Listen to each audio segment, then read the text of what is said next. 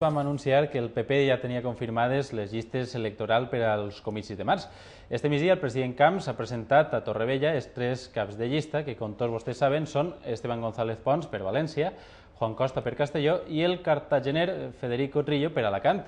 El que no es van dir ahir sobre la llista de Castelló és que figura Andrea Fabra, la filla del president de la Diputació, un fet que avui han criticat tant des d'Esquerra Unida com des dels socialistes.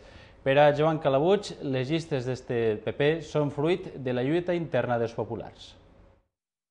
És una llista que està feta en clau sobretot de conflictes interns, en el sentit de que es desplaça Zaplana cap a un lloc, tracta de solucionar problemes interns del Partit Popular i no, des de luego, està buscant la solució dels problemes dels valencians. Jo crec que això també és una característica clara d'esta llista. I en aquest sentit també el fet de que hi ha diverses persones que estan en aquestes llistes que no solament és que no han vingut mai a la comunitat valenciana o no saben res de la comunitat valenciana perquè els han col·locat així, sinó que inclús alguns no sabem ni a on estan censats. Per tant, són unes llistes que estan lluny de l'interès dels valencians, que estan pensades en clau interna del Partit Popular i que, a més, ens retrotrauen a problemes del passat.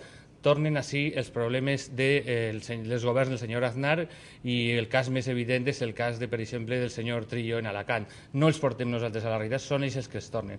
I per últim, dir que també la llista en Castelló específicament clarament expressa una línia en la que el caciquisme del senyor Fabra cada vegada és més evident.